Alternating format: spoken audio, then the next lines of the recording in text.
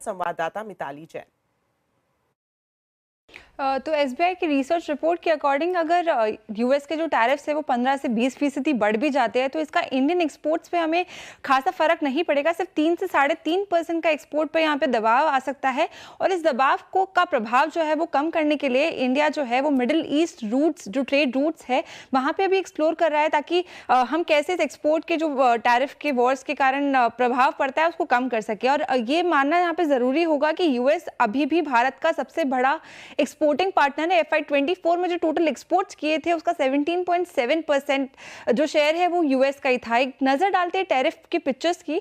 2018 में जो यूएस ने इंडियन गुड्स पे टैरिफ लगाए थे वो 2.72% थे, जो 2022 में बढ़कर 3.83% हो गए। वही इंडिया की अगर मैं बात करूं तो यूएस के लिए टैरिफ की जो रेट थी वो 11.59% थी, जो कि 2022 में बढ़कर 15.30% तक देखने को मिले। अब बात करते हैं ट्रेड सरप्लस की। तो भारत का जो ट्रेड सरप्लस है यूएस के साथ 2000 जो सन था उसमें $7 बिलियन का आंकड़ा 2024 में बढ़कर अभी $45.7 बिलियन हो चुका है, यानी कि 550% का यहाँ पे हमें इजाफा देखने को मिला है। कुछ पर्टिकुलर सेक्टर्स की बात करते हैं जहाँ पे इंडिया और यूएस कोलैबोरेट करके इस इकोनॉमी को बूस्ट करने की बातें कर रहा है।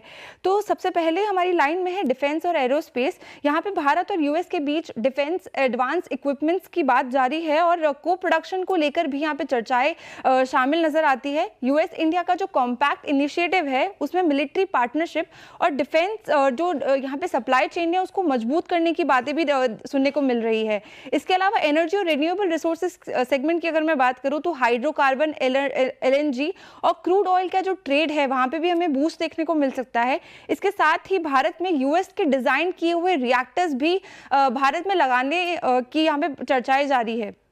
टेक्नोलॉजी और इनोवेशन सेगमेंट की बात करूं तो सेमीकंडक्टर्स, एआई, क्वांटम टेक्नोलॉजी और बायोटेक्नोलॉजी जैसे सेगमेंट्स में यहाँ पे हमें दोनों देशों का कोलैबोरेशन नजर आ सकता है। इसके अलावा फार्मा में एपीआई की मैन्युफैक्चरिंग और इंडियन जो डिवाइसेस और मेडिसिन है उनका शेयर यूएस में बढ़ाने की भी बातें जोरों शोरों से यहाँ पे देखने को मिल रही है।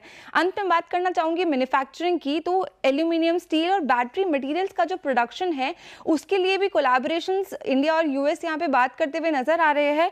और इन प्रोजेक्ट्स के साथ ही जो डिजिटल इंफ्रास्ट्रक्चर है उसमें भी हमें इन्वेस्टमेंट्स देखने को मिल सकते हैं।